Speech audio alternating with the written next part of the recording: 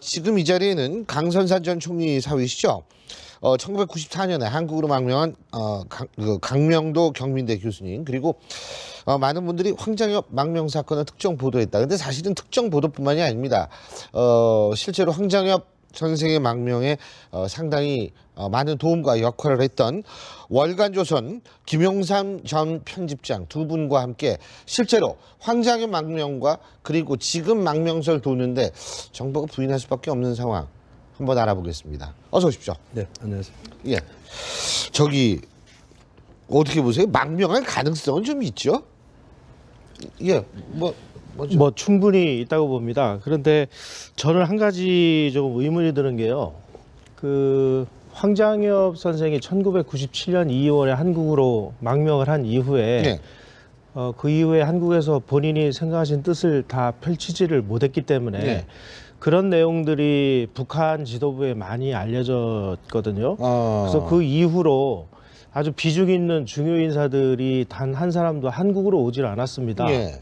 다 뭐 미국이나 제3국행을 택한 내용들 뭐 언론 보도로도 많이 아셨을 텐데 예. 그 이후로 과연 북한의 지도층 인사들이 한국을 택하겠느냐 하는 부분에 대해서 조금은 좀 의미 있게 봐야 되지 않을까 하는 생각이 듭니다. 아하, 그렇군요. 예. 교수님은 뭐 한국은 선택하지 않을지라도 제 망명 러시는 뭐 불가피하다고 보고요. 왜냐하면 북한에 조금이나마 미련을 가졌던 간부들도 이제는 그 김정은이가 자기 고모부까지 저렇게 공개 처형하는 것을 보고 더 이상 미련을 버렸다고 생각할 수 있거든요. 지금은 공포 정치하니까 뭐 어떻게 더 하지 못하고 뭐 납작 엎드려 있다는 표현이 맞기는지 모르겠습니다만은 침묵하고 있을지라도 언젠가는 기회만 주어진다면 많은 사람들이 망명할 것으로 예상됩니다. 그죠. 근데 뭐 지금 보도가 하도 설들이 많이 나서 그러는데 황장엽 선생 망명 같은 경우에 우리가 이렇게 예. 놓고 본다면 그때도 부인할 수밖에 없는 거 아니겠어요? 정부 입장에서 볼 때는 완전히 뭐 일이 끝나기 전까지는. 여러 가지 사정을 고려한다면 뭐 그 시인도 부인도 하지 않거나 뭐 굳이 그거를 미리 발표하거나 네. 그럴 이유는 없다고 보는데요. 예. 그러나 하여간 그런 것이 발생했다면 국민들의 알 권리를 위해서라도 뭐 미리 발표하는 것도 방법 아닌가 싶은데 굳이 숨길 이유는 없다고 봅니다. 굳이 숨길 이유가 없다. 지금 황장엽- 중국에 있다 하더라도. 네, 황장엽 선생 같은 경우는 망명하고 바로 몇 시간 후에 바로 발표를 했거든요. 그렇군요. 아니 우리나라에 들어온 다음에 발표한 게 아니고 아닙니다. 망명 딱 하자마자 바로 발표했다. 예. 아, 제가 알기로는 그 97년 그 오전에 북경에 있는 한국 총영사관으로 들어간 이후에 몇 시간 있다가 발표한 걸로 알고 있습니다. 그것도 일종의 전략이겠죠. 네. 아하.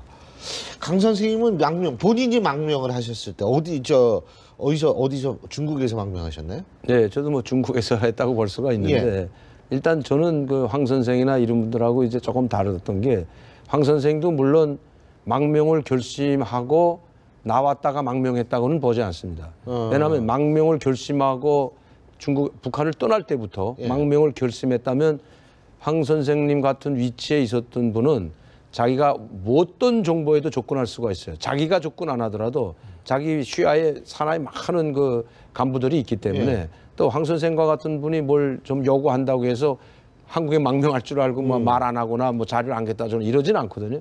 그런데 그걸 봐서는 망명을 결심했다면 아마 많은 자료를 준비하고 아마 차곡차곡 준비했으면 엄청난 비밀도 가지고 나왔을 겁니다. 그러나 망명은 이미 하려고 했지만 그 순간에 망명은 좀 더 일이 여기서 해보다 안 되면 개방기업으로 이끌어가다 안 될 때 그때 하는 것이 이번에 일본 출장을 갔다 망명하리라고 생각했던 것 같진 않아요. 왜냐하면 그분이 와가지고 책을 쓴 거 보던가 많은 정보자를 우리한테 제공하지 않았습니까? 한국 측에다.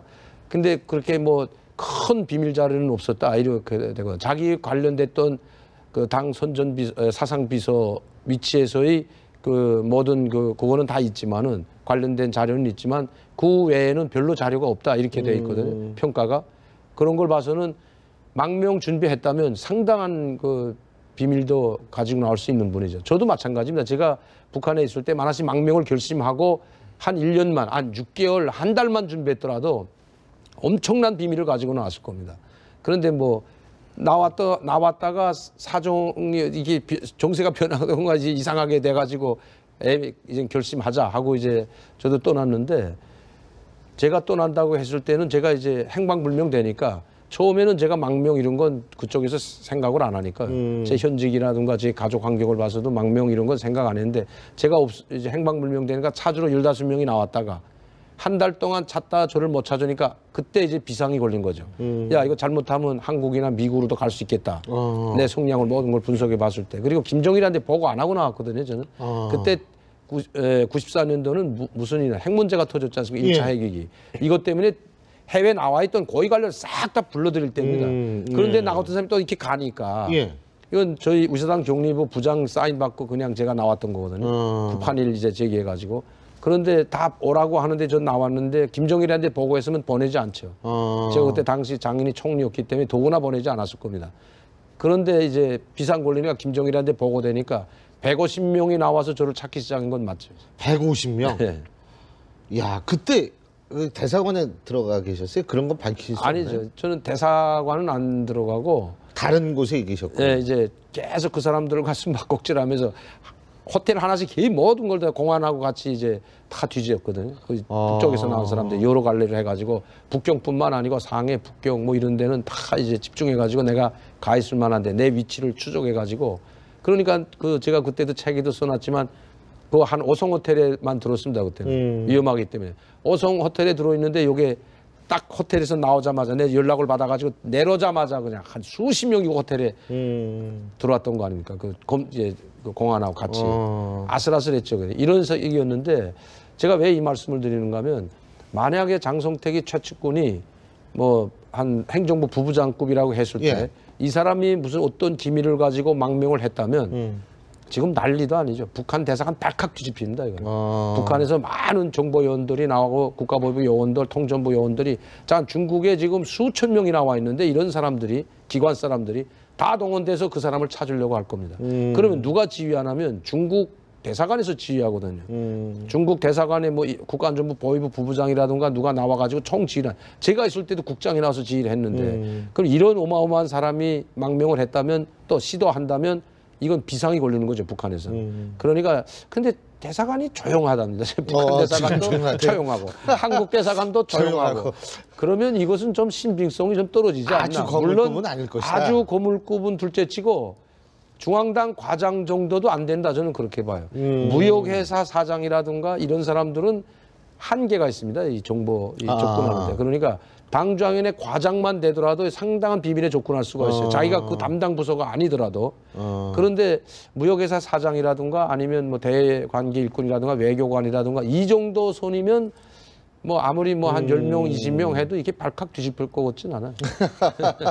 근데요, 지금 우리 강 교수님께서 이제 쭉 말씀을 해주셨는데 실제로 우리 편집장님께서는 황장엽 선생의 망명 전에 많은 접촉을 가지고 그 과정을 보셨을 거 아닙니까?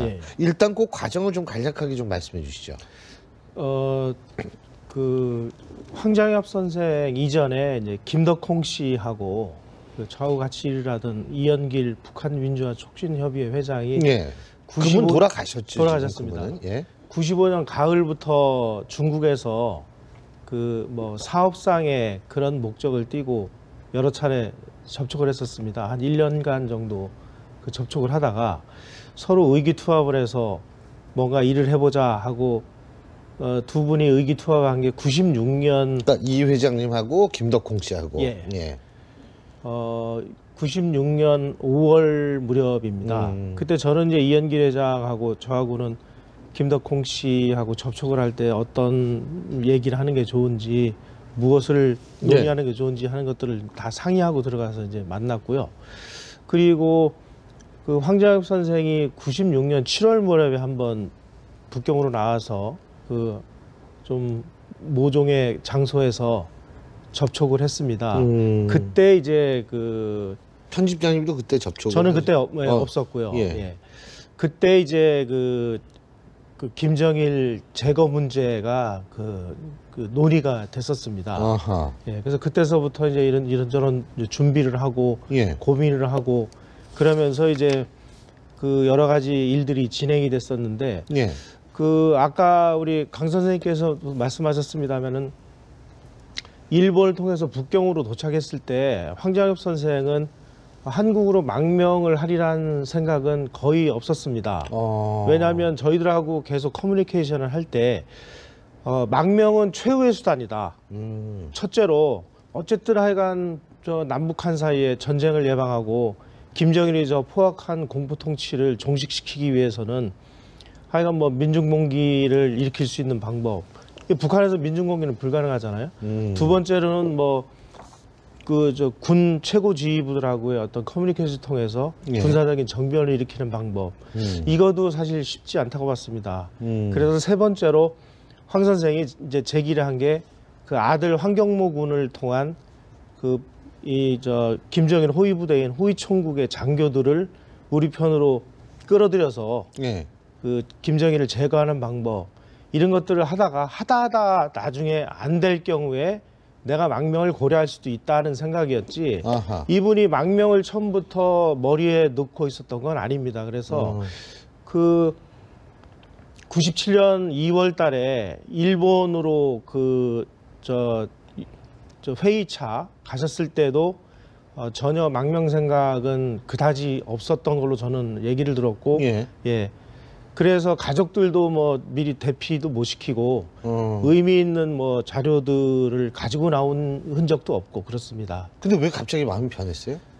그래서 저는 그 부분이 그 최대 미스터리라고 보는데요. 그 당시에 그 정보를 담당하던 그런 부서에서 황장엽 선생을 빨리 끄집어내지 않으면 안 되는 무슨 일이 있었던 게 아닌가. 북한 내부에서. 아니요. 우리 남한 사회에서. 아. 황 선생은 끝까지 남아서 뭔가를 도모하려고 했지 나 하나 일신상의 어떤 편의를 위해서 한국으로 망명을 하겠다라는 생각은 없었습니다. 저희들에게도 그 뜻을 분명히 전했고요. 만약에 어떤 움직임이 있었다면 아마 가족들을 예. 저렇게 그냥 놔둔 상황에서 나오시지는 않았을 텐데 뭐 그 부분이 대단히 좀 아쉽습니다. 그 당시에 그 정보를 담당하던 부서나 이런 데서 그 얼마 후에 1년 후에 있을 그런 뭐 대통령 선거라든지 이런 걸 염두에 두고 뭐 너무 일찍 황 선생을 좀 이쪽으로 그 끌어잡아 당긴 게 아닌가 저는 뭐 그렇게 생각을 합니다. 그렇군요. 네, 저도 이제 예. 공감을 하는 게 교수님. 이제 우리 편집장님 하고 이제 제가 많은 부분 뭐 100% 제가 그걸 예. 공감하는 게 황 선생 같은 위치에 있으면 가족들 얼마든지 대피시킬 수가 있습니다. 네. 얼마든지 아니 뭐 황 선생이 말하자면 열 손가락 안에 이건 당정의 비서인데 국경에 벤주 타고 국경까지 나올 수도 있어요. 그 정도 위치면 뭐 도망치라고 누가 생각 안 하니까 황경호나 가족들을 국경까지 내올 때 그냥 벤주 태워 가지고 뭐 왕제산 혁명 사족지 겨냥한다든지 뭐 핑계 대고 얼마든지 나올 수가 있거든요. 그리고 운전수 교통경우는 아무리 정보원이라고 해도 그 운전수는 생사를 같이 합니다. 북한에서는. 아, 그래요? 네, 중앙당 부부장 운전수는 우리나라는 자기 운전사가 협박도 운전수가. 친대는데 국회의원 운전수는 네. 제가 이제 봐도 이게 총리 운전수다 하면 허위사령부에서 다 나오고 이제 하지만 예. 운전수는 믿을 수 있어요. 아무리 감시시키고 왜 운전수의 생활보장을 누가 제일 많이 도와주냐면 총리거든요. 내가 총리 운전수다 하면 거기서 국가에서 주는 것보다 먹고 살고 그다음에 그 가족들까지 아이들 학교 보내고 다 보내줍니다. 심지어 어떤 것까지 나면 운전수가 허위사령부 대위입니다. 대위. 예. 네. 대위에서 소좌가 운전하고 있는데 그 대위 권총 다 차고 있죠. 총리 운전수는. 그래요? 황장엽 비서 운전수는 안 해. 뭐그 허위사령부 장관 안 해. 정치국 위원이면 다 그렇게 합니다. 북한에. 그러면 그 운전수가 야 내가 이렇게 필요하고 이렇게 했는데 나를 좀 나 위험해서 국경까지 해달라 하면 목숨 걸고 자기가 해줍니다. 그 사람. 그 정도로 운전수는 감시로도 붙여놨지만 감시하고 있다는 것까지 말해주는 게 운전수예요. 그래서 운전수는 상당히 가까워요. 운전수는. 예. 그게 왜 가깝냐면 이자말 제가 말씀드렸지만 그 운전수의 생활을 모두 보장해주는 게 우리 자기가 북한 모시는 말로는 분이다 이거죠. 아바이죠. 아바이. 이 아바이가 다 보장해주고 모두 그러니까 생사를 한 집안 식구예요. 운전수는. 그렇게 보면 돼. 그거는 뭐 총리뿐만 아니고 뭐 부부장, 차관도 그렇고 부장도 그렇고 다 같습니다. 대체로 운전수는 한 집안 식구처럼.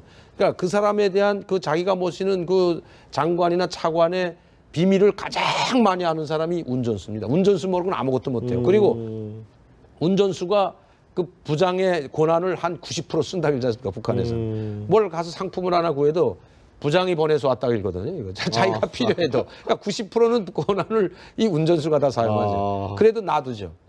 그러니까 운전수는 그만큼 한 집안 식구처럼 그렇게 가깝게 지냅니다. 그런데 황장엽 선생이 자기 가족 빼내자면 얼마든지 갈 수가 있는 거죠.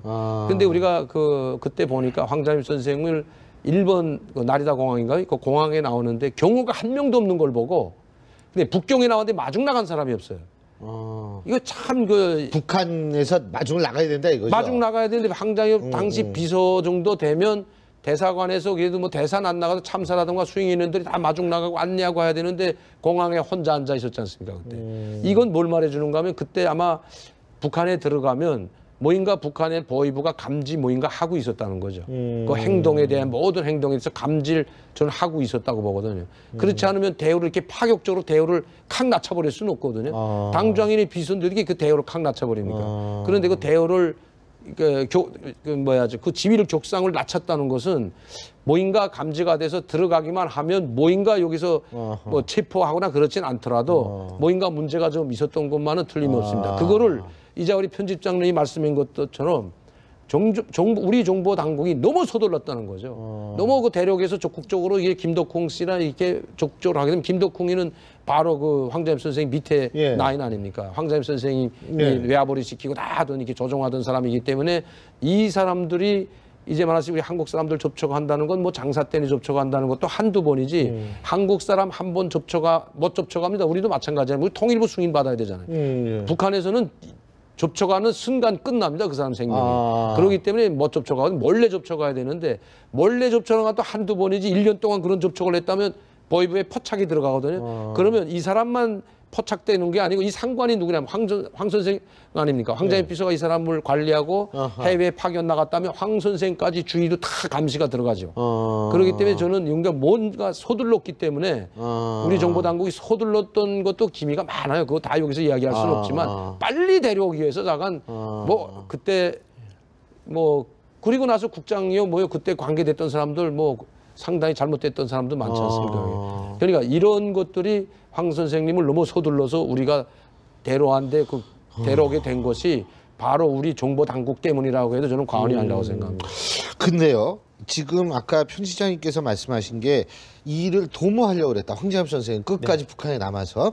그러면 황경모라는 자신의 아들 말고도 다른 상당히 고위층의 제휴 세력이 있었다라고 봐야 되는 거 아닙니까? 저는 있었다고 보는데요. 그리고 사실 편집장님께서 쓰신 글에는 굉장히 여운을 많이 남기는 최고위층이 남쪽에게 상당히 호의적인 입장을 가졌다. 근데 그거 밝힐 수가 없다. 이런 거를 쓰셨었는데. 그래서 96년 12월 무렵에 그러니까 황 선생이 97년 2월 12일 날 망명을 하셨는데요. 96년 12월 초에 그 저와 이현길 회장 쪽 라인을 통해서 앞으로 우리가 이 일을 진행하는 데 있어서 그 일이라는 거는 이제 황 선생은 황경모를 통해서 어떻게든지 하여간 김정일을 좀 제거하는 문제를 굉장히 심각하게 고민하고 있었을 때입니다.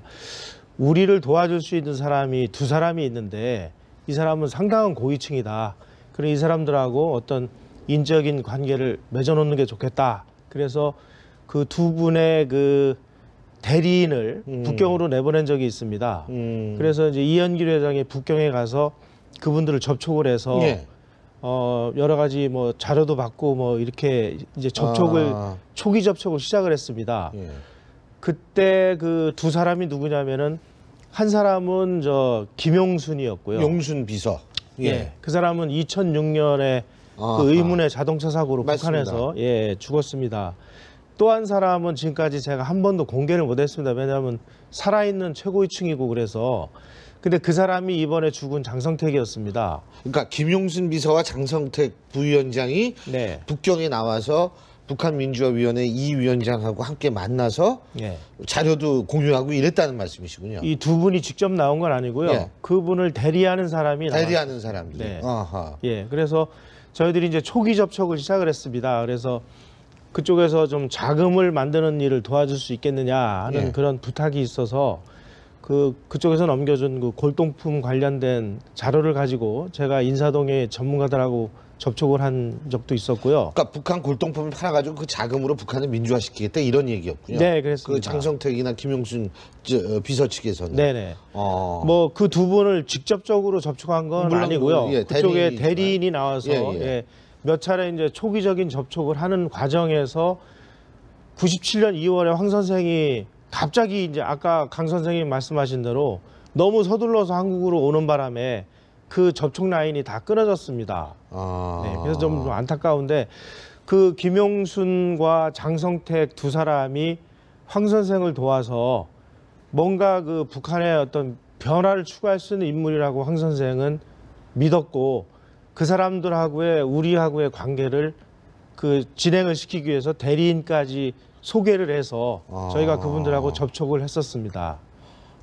그러니까 김용순, 장성택, 황장엽 이 세 분은 예. 분명히 북한이 변화를 해야 된다라는데 뜻을 같이 했고 네. 실제로 움직이려고 했었다. 네, 그렇습니다. 그렇게 봐도 되는 거죠. 네, 왜냐하면 그 당시에 뭐 고란의 행군이라고 해서 북한의 식량난이 심각해서 수백만이 뭐 굶어 죽고 영양실조로 죽고 하는 이 참혹한 상황에서 도저히 이 상황으로는 북한이 안 되겠다. 뭔가 큰 변화를 일으켜야 되겠다라고 생각했던 분이 황장엽 한 분이 아니었고 저는 여러 명이었다고 생각을 합니다. 그 이후에 제가 이거는 그 간접적으로 제가 확인을 한 건데요. 네. 황 선생이 97년 2월에 그 한국으로 망명을 한 이후에 97년 10월경에 날짜는 제가 정확히 기억을 못하겠습니다만 북한 농업상 서관이가 평양에서 공개 총살을 당했습니다. 그때 그 일본의 그 요미우리 산케이 신문이나 이런 데서 보도한 내용에 의하면 서관이가 체포될 때 서관이의 집에서 남한의 그 정보기관하고 접촉한 흔적이 발견이 됐고 뭐 같이 일하던 젊은 일꾼들도 같이 체포돼서 총살당했다 이런 기록이 나옵니다. 그래서 제가 그 내용을 보고 좀 충격을 받아가지고 이 양반도 황 선생하고 무슨 관계가 있었던 거 아닌가 싶어서 황 선생을 만나려고 했더니 뭐 그때는 한국에 와 있을 때거든요. 뭐 만나지도 못하게 해주더라고요. 그래서 제3의 인물을 통해서 제가 비밀리에 황 선생에게 서관이 농업상도 황 선생님이 우리 쪽하고 연계를 시켜준 겁니까? 이렇게 제가 질문을 했습니다. 그랬더니 어떤 답이 왔냐면은 내가 북에 있을 때 가장 마음을 열고 신금을 터놓고 대화할 수 있는 사람이 서관이었다. 그리고 서관이를 통해서 북한의 그 식량난이 이 정도로 심각하고 참혹하다는 것을 처음으로 알게 됐다. 이렇게 답이 왔어요. 예. 그걸로 봐가지고는 저희하고는 다른 라인을 통해서 서관이를 황 선생이 우리 쪽하고 연결시켜준 게 아닌가 저는 그렇게 생각을 합니다. 그러니까 그 사실 좀 바꾸게 하려고 하는 그 시도 황장엽 선생이 그런 것들 김용순 비서 장성택 실제로 이 얘기를 처음 이렇게 들으셨을 때 어떤 생각이 드십니까? 아니 저희는 뭐 이제 황 선생님하고 뭐 한 3년간 이제 같이 일을 해왔고요. 그 돌아가시기 전에 자주 만나서 우리 한번 일을 해보자 했는데 그분이 가장 가슴 아파했던 게 한국에 온 일이었습니다. 내가 거기 차라리 남았더라면 뭔가 더 많은 일을 할 수 있었던 건데 그리고 저 나라를 변화시키는데 차라리 거기서 내 목숨을 던지는 한이 있더라도 내 거기서 해야 되는 건데 이제 여기에 와서 왜 그러냐면 여기 오자마자 뭐 정권이 바뀌어가지고 10년 동안 아무것도 못한 건 뭐 다 알지 않습니까? 그러니까 얼마나 가슴 아파했겠습니까? 그분이 가족 버리고 이렇게 올 뿐도 아니지 않습니까? 사실은. 가족보다도 조국을 더 진짜 이건 북한식으로 조국을 더 먼저 생각했다는 거죠. 그러니까 그게 제일 가슴 아픈 거죠. 조국을 먼저도 생각했기 때문에 그 가족을 버린 거 아닙니까? 내가 이 살아서 이 나이에 무슨 여기에 낙을 보자고 오겠습니까? 그 나이에 무슨 여기 와서 뭐 잘 먹고 잘 살려면 북한에 있으면 여기보다 대우도 더 받고 더 잘 먹고 잘 사는데 여기 왜 왔겠습니까? 내 가족보다 조국을 위해서 내 뭐인가 내가 마지막으로 해야 되겠다. 저 북한의 저 불쌍한 백성들을 위해서 내가 뭔가는 하고 죽어야 되겠다고 해서 왔는데 아무것도 할 수 없는 데다가 소관이자 맞는 말씀입니다. 소관이는 간첩으로 몰려서 총살된 거예요. 네. 간첩이라고 했습니다. 남조선 고용 간첩이라고. 그러니까 고용 간첩이라는 게 남조선한테 이제 이용당한 간첩을 고용 간첩이라고 하지 않습니까? 고용 간첩하고 파견 간첩이 다른 게 파견 간첩이 훈련 받아서 한 사람을 파견 간첩이라고 하고 고용 간첩은 이용당한 사람은 고용 간 이게 고용했다는 뜻입니다. 노동자를 고용하듯이. 그걸 고용 간첩이라고 하는데 고용 간첩으로 몰아서 총살했지 않습니까? 이런 사람들이 왜 총살되고 왜 이렇게 다 인차 노출됐는지도 한번 뭐 해명해 봐야 된다고 지금 다시 한번 해봐야 되고요. 이런 분이 와가지고 이렇게 정말 비참하게 돌아가시고 아무것도 하지 못하고 돌아가신 데 대해서 상당히 저는 정말 저도 가슴이 아픕니다. 사실. 무슨 일을 하시려고 그랬어요, 근데? 여기 와서 북한을 변화시키려고 했죠. 여기 와서라도 북한을 변화시키고 북한에 있는 자기 친구들이 얼마나 많겠습니까? 그 황 선생이 비서까지 하고 오랫동안 김일성 종합대학 총장으로 최고위원회 의장으로 많은 활동을 하셨기 때문에 인맥이 상당하거든요, 사실. 그러니까 장성택이하고도 허물없이 말할 수 있을 겁니다. 왜냐하면 황장엽 선생은 주체 사상을 만든 사람입니다. 주체 사상을 만들었는데 주체 사상이라고 만든 게 아니고 인간 중심 철학을 만들었는데 김일성이 거기다 주체 사상은 이름을 발표해가지고 이름을 달아가지고 자기 사상이라고 발표한 거 아닙니까? 예. 김일성이는 소학교도 못 나온 사람인데 그러니까 이 모든 이 이론을 정립한 건 황 선생 아닙니까? 그러니까 이런 분이 한국으로 뭐 망명하거나 한국으로 간다는 생각을 안 하고 나라와 민족을 위해서 그때 남아있을 땐 위기투합하자고 했을 것 같아요. 왜냐하면 그때 정말 북한이 망하는 줄 알았다는 거 아닙니까? 수백만이 굶어 죽고. 근데 통제 불능이었습니다. 97년도부터 2001년도까지는 통제 불능 상태였어요, 북한이. 왜? 너무나도 많이 굶어 죽고 뭐 이 굶어 죽은 사람들 시체 정리하는 기업소가 하나 따로 생겼다는 거 아닙니까? 각 고장마다 군마다 막 니아가루, 달구지로 계속 시체를 이 합장면을 했다는 거 아닙니까? 얼마나 많은 사람들이 굶어 죽었으면. 그걸 보는 간부들이 과연 야 이거 정말 이렇게 처참한 상황을 목격하고도 우리가 가만히 있어야 되나? 여기는 다 위기투합할 수가 있는 거죠. 뭐 소관이도 그렇고 황점 선생도 그렇고 김용순이도 그렇고 정말 인간이라면 더 이상 방치할 수 없는 거죠. 간부나 무슨 이런 걸 떠나가지고 이게 인간이라면 이걸 더 이상 방치할 수 없다. 이게 위기투합할 수 있는 상황이죠. 그때 상황은. 예. 저도 동의합니다. 그 황장엽 선생뿐만이 아니고 그 뭐 확실하게 제가 그 황 선생님으로부터 그 이름을 전해 듣고 접촉을 하려고 했었던 사람은 김용순, 장성택은 두 사람은 뭐 제가 직접 관여가 됐었으니까 아는 거고요. 뭐 서관이처럼 저희들한테도 얘기 안 한 상황에서 또 접촉이 있었을 수도 있고 그 외에 어떤 사람들이 황 선생의 그런 뜻에 동참을 했는지는 그분이 한 번도 공식적으로 말씀하신 바는 없습니다. 그렇지만 그 당시에 황 선생님이 그야말로 정말 김정일을 제거하지 않으면 안 될 정도라고 생각을 할 정도로 북한이 심각한 상황이었고 또 실제로 황 선생님은 자기 아들을 동원해서까지 그 일을 진행하려고 했었습니다. 그리고 제가 뭐 이거는 유추 해석을 하는 건데요. 뭐 명확하게 밝힐 수 있는 증거는 없습니다만은 황 선생님이 장성택하고 어느 정도 저는 연계가 있었다고 보는 게 황경모가 장성택의 조카 딸하고 결혼을 했습니다. 장성택의 조카 사이입니다. 예. 그리고 황경모가 북한에서 일을 하다가 문제가 생겼을 때 장성택이 황경모를 그 인민군 그 장교들이 가는 그 병원에다가 뭐 강제 입원을 시켜서 그런 위기를 모면해 준 적도 있었고요. 그래서 하여간 어떤 식으로든지 하여간 북한에 큰 변화를 일으키는 데 있어서 두 사람이 의기투합을 해서 의견을 교환했을 가능성은 저는 매우 높다고 봅니다. 그렇지 않고서 어떻게 그 대리인을 보내서 그렇죠. 우리하고 접촉을 하게 하겠습니까? 그리고 이거는 황 선생님이 그 한국으로 온 다음에 1년 정도 후에 그 정권이 바뀌었습니다. 그 후에 국정원에 있는 고위층을 통해서 지금 이대로는 안 된다. 그러니 내가 장성택에게 하여간 북한을 변화시키라 하는 메시지를 내가 보내고 싶다 하고 여러 차례 그 의사를 표현한 걸로 알고 있습니다. 예. 그 당시에 우리 국가정보원에 있던 수뇌부에서 만에 하나라도 그 의견이 그쪽으로 전달되는 그 작업을 하다가 노출이 될까 싶어서 그 의견을 전부 묵살했습니다. 예, 이것도 뭐 제가 오늘 처음 밝히는 내용인데요. 예. 그 당시에 국정원에 있었던 최고위층 분이 얼마 전에 저에게 그 얘기를 직접 해서 저는 그때 알았습니다.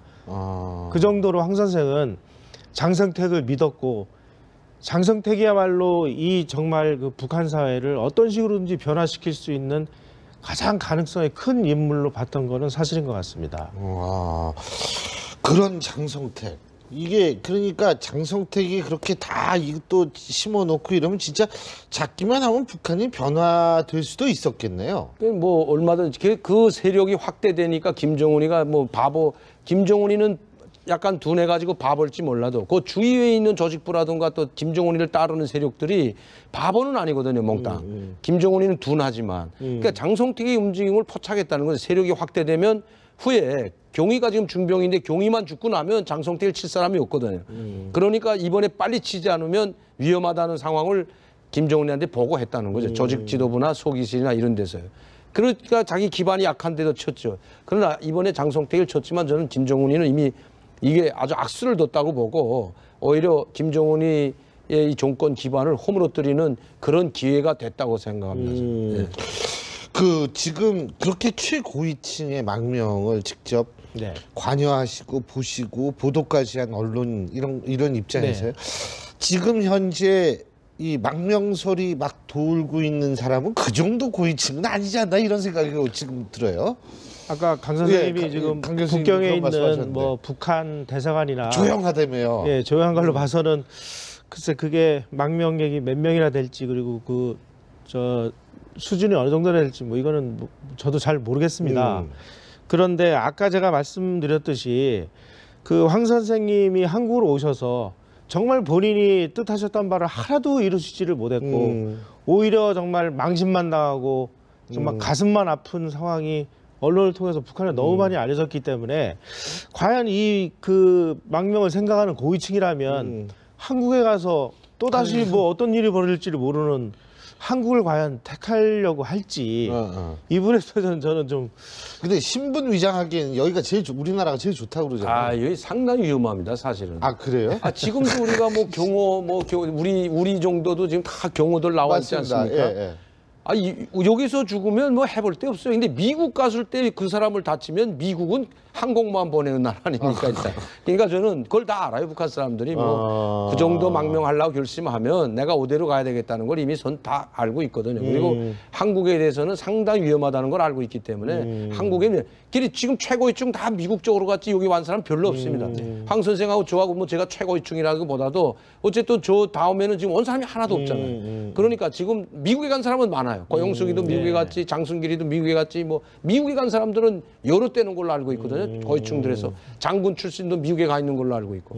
그럼 한국에 오면 한국에 집에 미국 가겠습니까? 그 사람들은 한국을 믿질 않는 겁니다. 지금. 예. 상당히 위험하다. 아니 이한용이가 총상 뭐 피격당해서 암살해서 뽀짝이 대낮에 아니 엘리베이터 타고 올라가가지고 집 앞에서 권총으로 사살하고 이 뭐죠 이게 이 광고문까지 포고문까지 쏘난 거 아닙니까? 변절자는 지구 끝까지 따라가서 민족의 이름으로 혁명을 처단한다는 글까지 쏘놨는데 아 어떻게 한국을 믿고 옵니까 여기는? 아, 정복 세력이 허죽만 하죠. 글쎄요. 그게요. 진짜 말씀하셨지만 이제 이렇게 보면 진짜 안심하고 올 수 있는 나라를 만들어야 되는데 이게 어떻게 이렇게 됐습니까? 이거 참. 아니 황 선생님한테 도끼까지 여러 차례 칼 도끼 보내서 죽은 비둘기 보내고 칼 도끼까지 보내서 아직도 수사 중인데 아직도 못 잡았답니다 지금. 참 아니 이거 여러 가지 그러니까 망명이 되느냐 안 되느냐도 중요하지만 오늘 이거 말씀하신 것 중에 아주 중요한 문제가 장성택이 북한의 변화를 추구했다라는 그런 측면도 중요하고 또 고위층들이 미국을 많이 간다는 것도 이거 우리가 반성해야 되겠네요, 진짜. 반성이 아니고 이거 뭐 어떻게 보면은 대한민국 국가도 아닌 거죠.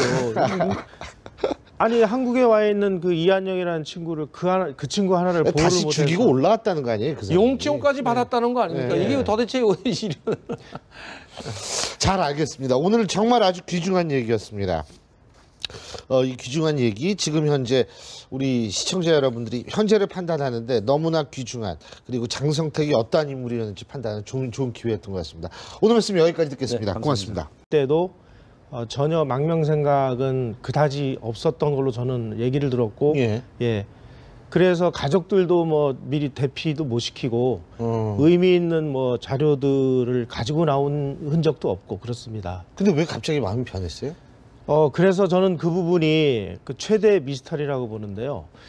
그 당시에 그 정보를 담당하던 그런 부서에서 황장엽 선생을 빨리 끄집어내지 않으면 안 되는 무슨 일이 있었던 게 아닌가. 북한 내부에서? 아니요. 그러니까, 우리 남한 사회에서. 황 선생은 끝까지 남아서 뭔가를 도모하려고 했지 나 하나 일신상의 어떤 편의를 위해서 한국으로 망명을 하겠다라는 생각은 없었습니다. 저희들에게도 그 뜻을 분명히 전했고요. 만약에 어떤 움직임이 있었다면 아마 가족들을 예. 저렇게 그냥 놔둔 상황에서 나오시지는 않았을 텐데 뭐 그 부분이 대단히 좀 아쉽습니다. 그 당시에 그 정보를 담당하던 부서나 이런 데서 그 얼마 후에 1년 후에 있을 그런 뭐 대통령 선거라든지 이런 걸 염두에 두고 뭐 너무 일찍 황 선생을 좀 이쪽으로 그 끌어잡아 당긴 게 아닌가 저는 뭐 그렇게 생각을 합니다. 그렇군요. 네, 저도 이제 예. 공감을 하는 게 교수님.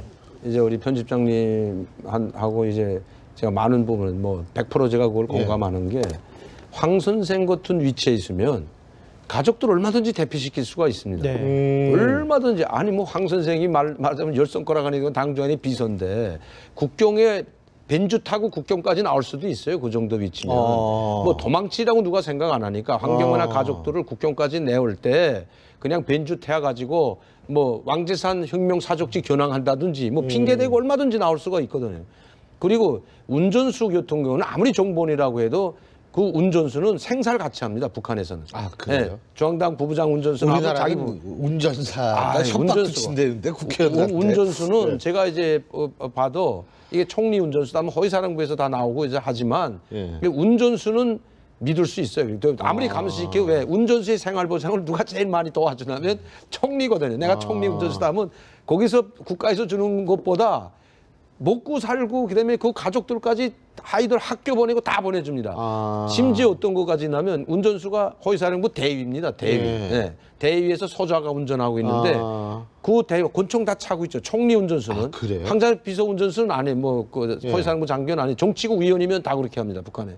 그러면 그 운전수가 야 내가 이렇게 필요하고 이렇게 했는데 나를 좀 나 위험해서 국경까지 해달라 하면 목숨 걸고 자기가 해줍니다. 그 사람. 그 정도로 운전수는 감시로도 붙여놨지만 감시하고 있다는 것까지 말해주는 게 운전수예요. 그래서 운전수는 상당히 가까워요. 운전수는. 예. 그게 왜 가깝냐면 제가 말씀드렸지만 그 운전수의 생활을 모두 보장해주는 게 우리 자기가 북한 모시는 말로는 분이다 이거죠. 아바이죠. 아바이. 이 아바이가 다 보장해주고 모두 그러니까 생사를 한 집안 식구예요. 운전수는. 그렇게 보면 돼. 그거는 뭐 총리뿐만 아니고 뭐 부부장, 차관도 그렇고 부장도 그렇고 다 같습니다. 대체로 운전수는 한 집안 식구처럼. 그러니까 그 사람에 대한 그 자기가 모시는 그 장관이나 차관의 비밀을 가장 많이 아는 사람이 운전수입니다. 운전수 모르고는 아무것도 못해요. 그리고 운전수가 그 부장의 권한을 한 90% 쓴다고 그러지 않습니까? 북한에서는. 뭘 가서 상품을 하나 구해도 부장이 보내서 왔다고 읽거든요. 이거. 자기가 필요해도. 그러니까 90%는 권한을 이 운전수가 다 사용하죠. 그래도 놔두죠. 그러니까 운전수는 그만큼 한 집안 식구처럼 그렇게 가깝게 지냅니다. 그런데 황장엽 선생이 자기 가족 빼내자면 얼마든지 갈 수가 있는 거죠. 그런데 우리가 그때 보니까 황장엽 선생을 일본 그 나리다 공항인가요? 그 공항에 나오는데 경호가 한 명도 없는 걸 보고 근데 북경에 나왔는데 마중 나간 사람이 없어요. 이거 참 북한에서 마중을 나가야 된다 이거죠. 마중 나가야 되는데 황장엽 당시 비서 정도 되면 대사관에서 그래도 뭐 대사는 안 나가도 참사라든가 수행인원들이 다 마중 나가고 안내하고 해야 되는데 공항에 혼자 앉아 있었지 않습니까 그때. 이건 뭘 말해주는가 하면 그때 아마 북한에 들어가면 뭐인가 북한의 보위부가 감지 뭐인가 하고 있었다는 거죠. 그 행동에 대한 모든 행동에 대해서 감지를 저는 하고 있었다고 보거든요.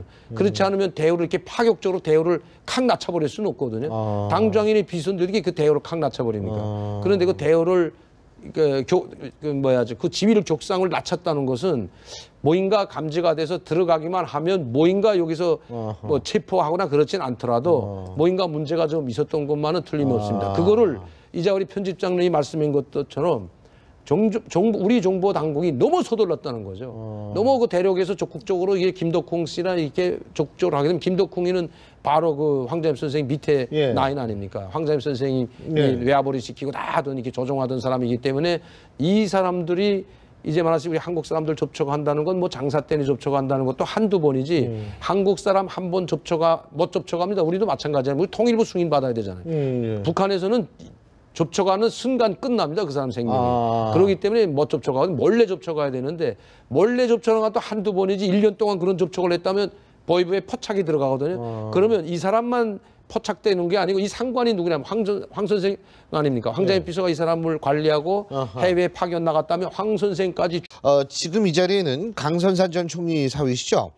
1994년에 한국으로 망명한 강명도 경민대 교수님, 그리고 많은 분들이 황장엽 망명 사건을 특정 보도했다. 근데 사실은 특정 보도뿐만이 아닙니다.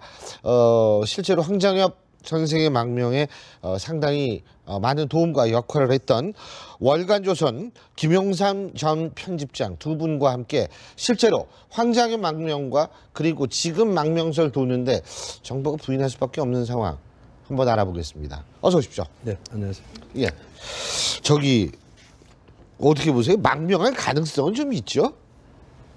예, 뭐 충분히 있다고 봅니다. 그런데 저는 한 가지 조금 의문이 드는 게요. 그 황장엽 선생이 1997년 2월에 한국으로 망명을 한 이후에 네. 그 이후에 한국에서 본인이 생각하신 뜻을 다 펼치지를 못했기 때문에 네. 그런 내용들이 북한 지도부에 많이 알려졌거든요. 그래서 그 이후로 아주 비중 있는 중요 인사들이 단 한 사람도 한국으로 오질 않았습니다. 예. 다 뭐 미국이나 제3국행을 택한 내용들 뭐 언론 보도로도 많이 아셨을 텐데 예.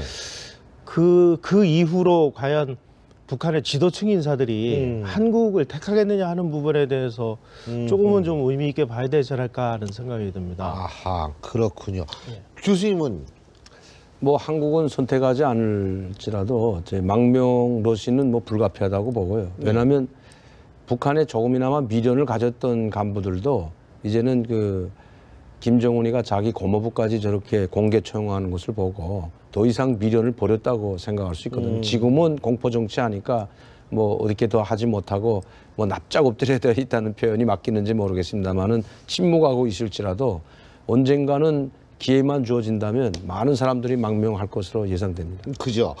근데 뭐 지금 보도가 하도 설들이 많이 나서 그러는데 황장엽 선생 망명 같은 경우에 우리가 이렇게 예. 놓고 본다면 그때도 부인할 수밖에 없는 거 아니겠어요? 정부 입장에서 볼 때는 완전히 뭐 일이 끝나기 전까지는. 여러 가지 사정을 고려한다면 뭐 그 시인도 부인도 하지 않거나 뭐 굳이 그거를 미리 발표하거나 네. 그럴 이유는 없다고 보는데요. 예. 그러나 하여간 그런 것이 발생했다면 국민들의 알 권리를 위해서라도 뭐 미리 발표하는 것도 방법 아닌가 싶은데 굳이 숨길 이유는 없다고 봅니다. 굳이 숨길 이유가 없다. 지금 중국에 있다 하더라도. 네, 황장엽 선생 같은 경우는 망명하고 바로 몇 시간 후에 바로 발표를 했거든요.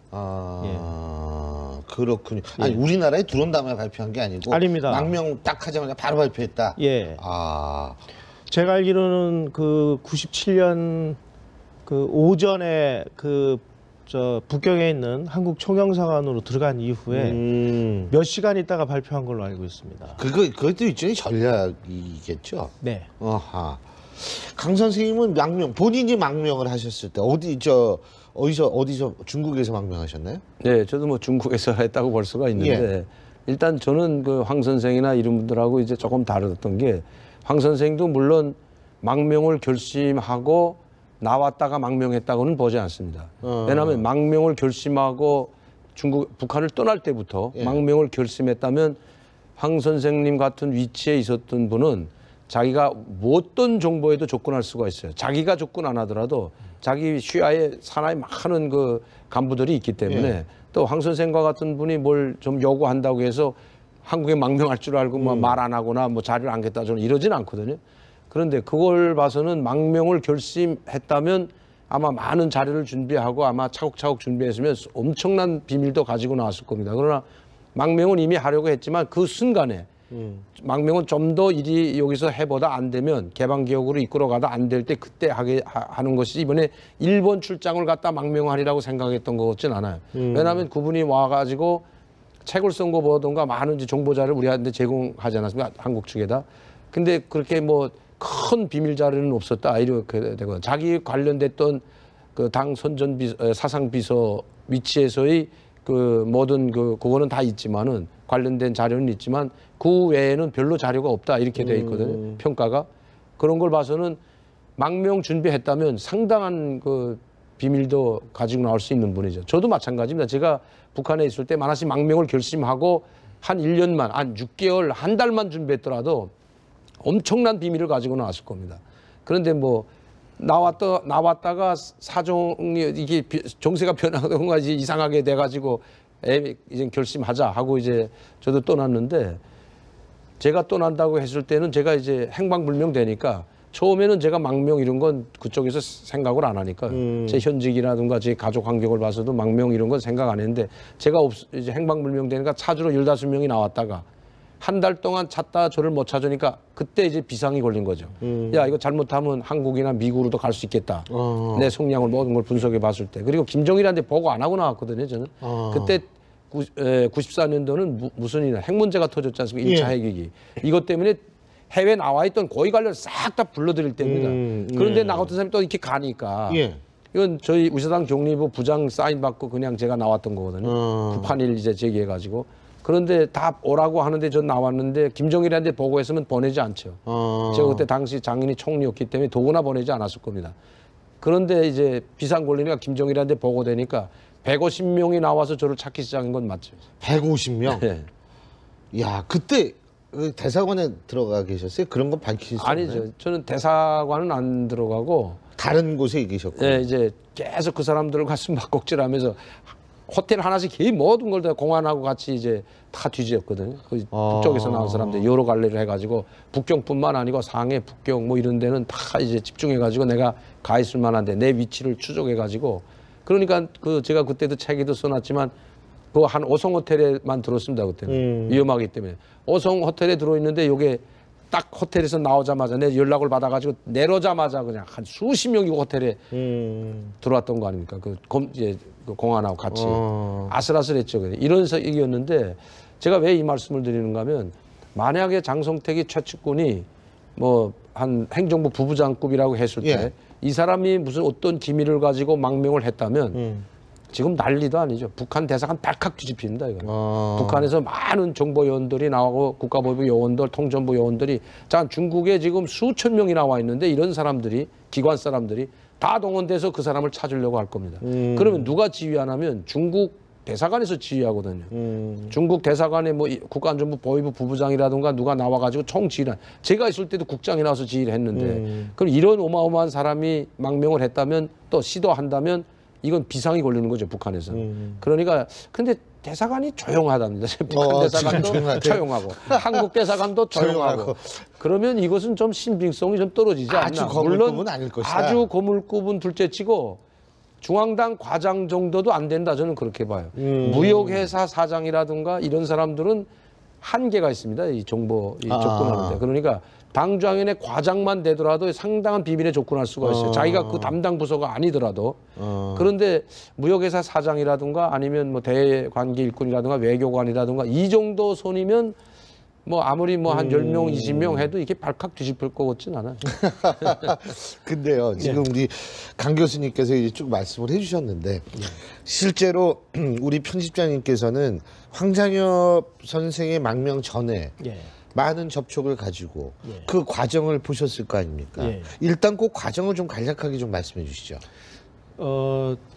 그 황장엽 선생 이전에 이제 김덕홍 씨하고 그 저하고 같이 일을 하던 이연길 북한 민주화 촉진협의회 회장이 그분 돌아가셨죠. 돌아가셨습니다. 95년 가을부터 중국에서 그 뭐 사업상의 그런 목적을 띠고 여러 차례 접촉을 했었습니다. 한 1년간 정도 그 접촉을 하다가 서로 의기투합을 해서 뭔가 일을 해보자 하고 두 분이 의기투합한 게 96년. 그러니까 이 회장님하고 김덕홍 씨하고. 96년 5월 무렵입니다. 그때 저는 이제 이연길 회장하고 저하고는 김덕홍 씨하고 접촉을 할 때 어떤 얘기를 하는 게 좋은지, 무엇을 논의하는 게 좋은지 하는 것들을 다 상의하고 들어가서 이제 만났고요. 그리고 그 황장엽 선생이 96년 7월 무렵에 한번 북경으로 나와서 그 좀 모종의 장소에서 접촉을 했습니다. 그때 이제 그 편집장님도 그때 접촉을 저는 그때 없었고요.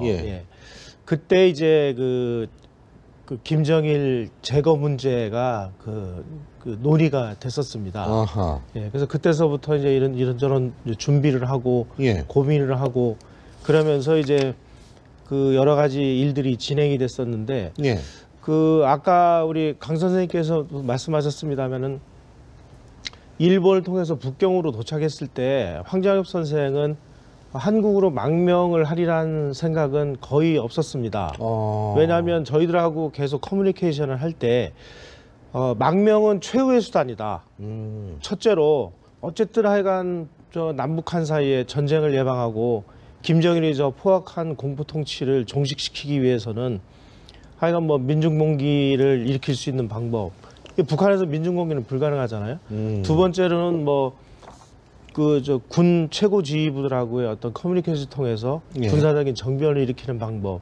이것도 사실 쉽지 않다고 봤습니다. 그래서 세 번째로 황 선생이 이제 제기를 한 게 그 아들 황경모 군을 통한 그 이 저 김정일 호위 부대인 호위총국의 장교들을 우리 편으로 끌어들여서 예. 그 김정일을 제거하는 방법 이런 것들을 하다 나중에 안 될 경우에 내가 망명을 고려할 수도 있다는 생각이었지. 아하. 이분이 망명을 처음부터 머리에 넣고 있었던 건 아닙니다. 그래서 그 97년 2월 달에 일본으로 그 저 회의차 가셨을 때 대화할 수 있는 사람이 서관이었다. 그리고 서관이를 통해서 북한의 그 식량난이 이 정도로 심각하고 참혹하다는 것을 처음으로 알게 됐다. 요렇게 답이 왔어요. 예. 그걸로 봐가지고는 저희하고는 다른 라인을 통해서 서관이를 황 선생이 우리 쪽하고 연결시켜준 게 아닌가 저는 그렇게 생각을 합니다. 그러니까 그 사실 좀 바꾸게 하려고 하는 그 시도 황장엽 선생이 그런 것들 김용순 비서 장성택 실제로 이 얘기를 처음 이렇게 들으셨을 때 어떤 생각이 드십니까? 아니 저희는 뭐 이제 황 선생님하고 뭐 한 3년간 이제 같이 예. 일을 해왔고요. 그 돌아가시기 전에 자주 만나서 우리 한번 일을 해보자 했는데 그분이 가장 가슴 아파했던 게 한국에 온 일이었습니다. 내가 거기 차라리 남았더라면 뭔가 더 많은 일을 할 수 있었던 건데 그리고 저 나라를 변화시키는데 차라리 거기서 내 목숨을 던지는 한이 있더라도 내 거기서 해야 되는 건데 이제 여기에 와서 왜 그러냐면 여기 오자마자 뭐 정권이 바뀌어가지고 10년 동안 아무것도 못한 건 뭐 다 알지 않습니까? 그러니까 얼마나 가슴 아파했겠습니까? 그분이 가족 버리고 이렇게 올 뿐도 아니지 않습니까? 사실은. 가족보다도 조국을 더 진짜 이건 북한식으로 조국을 더 먼저 생각했다는 거죠. 그러니까 그게 제일 가슴 아픈 거죠. 조국을 먼저 더 생각했기 때문에 그 가족을 버린 거 아닙니까? 내가 이 살아서 이 나이에 무슨 여기에 낙을 보자고 오겠습니까? 그 나이에 무슨 여기 와서 뭐 잘 먹고 잘 살려면 북한에 있으면 여기보다 대우도 더 받고 더 잘 먹고 잘 사는데 여기 왜 왔겠습니까? 내 가족보다 조국을 위해서 내 뭐인가 내가 마지막으로 해야 되겠다. 저 북한의 저 불쌍한 백성들을 위해서 내가 뭔가는 하고 죽어야 되겠다고 해서 왔는데 아무것도 할 수 없는 데다가 소관이자 맞는 말씀입니다. 소관이는 간첩으로 몰려서 총살된 거예요. 네. 간첩이라고 했습니다. 남조선 고용 간첩이라고. 그러니까 고용 간첩이라는 게 남조선한테 이제 이용당한 간첩을 고용 간첩이라고 하지 않습니까? 고용 간첩하고 파견 간첩이 다른 게 파견 간첩에서 훈련 받아서 한 사람을 파견 간첩이라고 하고 고용 간첩은 이용당한 사람은 고용 간 이게 고용했다는 뜻입니다. 노동자를 고용하듯이. 그걸 고용 간첩이라고 하는데 고용 간첩으로 몰아서 총살했지 않습니까? 이런 사람들이 왜 총살되고 왜 이렇게 다 인차 노출됐는지도 한번 뭐 해명해 봐야 된다고 지금 다시 한번 해봐야 되고요. 이런 분이 와가지고 이렇게 정말 비참하게 돌아가시고 아무것도 하지 못하고 돌아가신 데 대해서 상당히 저는 정말 저도 가슴이 아픕니다. 사실. 무슨 일을 하시려고 그랬어요, 근데? 여기 와서 북한을 변화시키려고 했죠. 여기 와서라도 북한을 변화시키고 북한에 있는 자기 친구들이 얼마나 많겠습니까? 그 황 선생이 비서까지 하고 오랫동안 김일성 종합대학 총장으로 최고위원회 의장으로 많은 활동을 하셨기 때문에 인맥이 상당하거든요, 사실은. 그러니까 장성택이하고도 허물없이 말할 수 있을 겁니다. 왜냐하면 황장엽 선생은 주체 사상을 만드는 사람입니다. 주체 사상을 만들었는데 주체 사상이라고 만든 게 아니고 인간 중심 철학을 만들었는데 김일성이 거기다 주체 사상은 이름을 발표해가지고 이름을 달아가지고 자기 사상이라고 발표한 거 아닙니까? 예. 김일성이는 소학교도 못 나온 사람인데 그러니까 이 모든 이 이론을 정립한 건 황 선생 아닙니까?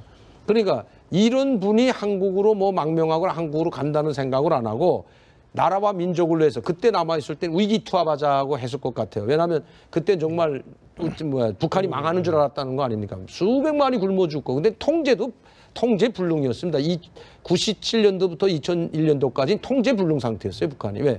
너무나도 많이 굶어 죽고 이 굶어 죽은 사람들 시체 정리하는 기업소가 하나 따로 생겼다는 거 아닙니까? 각 고장마다 군마다 막 니아가루 달구지로 계속 시체를 이 합장면을 했다는 거 아닙니까? 얼마나 많은 사람들이 굶어 죽었으면 그걸 보는 간부들이 과연 야 이거 정말 이렇게 처참한 상황을 목격하고도 우리가 가만히 있어야 되나? 여기는 다 위기 투합할 수가 있는 거죠. 뭐 소관이도 그렇고 황점 선생님도 그렇고 김용순이도 그렇고 정말 인간이라면 더 이상 방치할 수 없는 거죠. 간부나 무슨 이런 걸 떠나가지고 이게 인간이라면 이걸 더 이상 방치할 수 없다. 요게 위기 투합할 수 있는 상황이죠. 그때 상황은. 예. 저도 동의합니다. 그 황장엽 선생뿐만이 아니고 그 뭐 확실하게 제가 그 황 선생님으로부터 그 이름을 전해 듣고 접촉을 하려고 했었던 사람은 김용순, 장성택은 두 사람은 뭐 제가 직접 관여가 됐었으니까 아는 거고요. 뭐 서관이처럼 저희들한테도 얘기 안 한 상황에서 또 접촉이 있었을 수도 있고 그 외에 어떤 사람들이 황 선생의 그런 뜻에 동참을 했는지는 그분이 한 번도 공식적으로 말씀하신 바는 없습니다. 그렇지만 그 당시에 황 선생님이 그야말로 정말 김정일을 제거하지 않으면 안 될 정도라고 생각을 할 정도로 북한이 심각한 상황이었고 또 실제로 황 선생님은 자기 아들을 동원해서까지 그 일을 진행하려고 했었습니다. 그리고 제가 뭐 이거는 유추 해석을 하는 건데요. 뭐 명확하게 밝힐 수 있는 증거는 없습니다만은 황 선생님이 장성택하고 어느 정도 저는 연계가 있었다고 보는 게 황경모가 장성택의 조카딸하고 결혼을 했습니다. 장성택의 조카 사이입니다. 예. 그리고 황경무가 북한에서 일을 하다가 문제가 생겼을 때 장성택이 황경무를 그 인민군 그 장교들이 가는 그 병원에다가 뭐 강제 입원을 시켜서 그런 위기를 주의도 다 감시가 들어가죠. 그렇기 때문에 저는 뭔가 서둘렀기 때문에 우리 정보 당국이 서둘렀던 것도 기미가 많아요. 그거 다 여기서 이야기할 수는 없지만 빨리 데려오기 위해서 잠깐 뭐 그때 뭐 그리고 나서 국장이요 뭐요 그때 관계됐던 사람들 뭐 상당히 잘못됐던 사람도 많지 않습니까? 그러니까 이런 것들이 황 선생님을 너무 서둘러서 우리가 데려오게 된 것이 바로 우리 정보 당국 때문이라고 해도 저는 과언이 아니라고 생각합니다. 근데요, 지금 아까 편집장님께서 말씀하신 게 이 일을 도모하려고 그랬다. 황장엽 선생은 끝까지 북한에 남아서. 예. 그러면 황경모라는 자신의 아들 말고도 예. 다른 상당히 고위층의 제휴 세력이 있었다라고 봐야 되는 거 아닙니까? 저는 있었다고 보는데요. 그리고 사실 예. 편집장님께서 쓰신 글에는 예. 굉장히 여운을 많이 남기는 최고위층이 예. 남쪽에게 상당히 호의적인 예. 입장을 가졌다. 근데 그거 밝힐 수가 없다. 이런 거를 쓰셨었는데. 예. 그래서 96년 12월 무렵에 예. 그러니까 황 선생이 97년 2월 12일 날 망명을 하셨는데요. 96년 12월 초에 그 저와 이현길 회장 쪽 라인을 통해서 앞으로 우리가 이 일을 진행하는 데 있어서 그 일이라는 거는 이제 황 선생은 황경모를 통해서 어떻게든지 하여간 김정일을 좀 제거하는 문제를 굉장히 심각하게 고민하고 있었을 때입니다. 우리를 도와줄 수 있는 사람이 두 사람이 있는데 이 사람은 상당한 고위층이다. 그래 이 사람들하고 어떤 인적인 관계를 맺어놓는 게 좋겠다. 그래서 그 두 분의 그 대리인을 북경으로 내보낸 적이 있습니다. 그래서 이제 이현길 회장이 북경에 가서 그분들을 접촉을 해서 예. 여러 가지 뭐 자료도 받고 뭐 이렇게 이제 초기 접촉을 시작을 했습니다. 예. 그때 그 두 사람이 누구냐면은 한 사람은 김용순이었고요. 용순 비서. 예. 그 사람은 2006년에 그 의문의 자동차 사고로 맞습니다. 북한에서 죽었습니다. 또 한 사람은 지금까지 제가 한 번도 공개를 못했습니다. 왜냐하면 살아있는 최고위층이고 그래서. 근데 그 사람이 이번에 죽은 장성택이었습니다. 그러니까 김용순 비서와 장성택 부위원장이 네. 북경에 나와서 북한민주화위원회 이 위원장하고 함께 만나서 예. 자료도 공유하고 이랬다는 말씀이시군요. 이 두 분이 직접 나온 건 아니고요. 예. 그분을 대리하는 사람이 대리하는 사람들. 네. 아하. 예, 그래서 저희들이 이제 초기 접촉을 시작을 했습니다. 그래서 그쪽에서 좀 자금을 만드는 일을 도와줄 수 있겠느냐 하는 예. 그런 부탁이 있어서 그쪽에서 넘겨준 그 골동품 관련된 자료를 가지고 제가 인사동의 전문가들하고 접촉을 한 적도 있었고요. 그러니까 북한 골동품을 팔아가지고 그 자금으로 북한을 민주화시키겠다 이런 얘기였군요. 네, 그랬습니다. 그 장성택이나 김용순 비서 측에서는. 네네. 어. 뭐 그 두 분을 직접적으로 접촉한 건 물론 아니고요. 예, 그쪽에 대리인이지만. 대리인이 나와서 예, 예. 예, 몇 차례 이제 초기적인 접촉을 하는 과정에서 97년 2월에 황 선생이 갑자기 이제 아까 강 선생님 말씀하신 대로 너무 서둘러서 한국으로 오는 바람에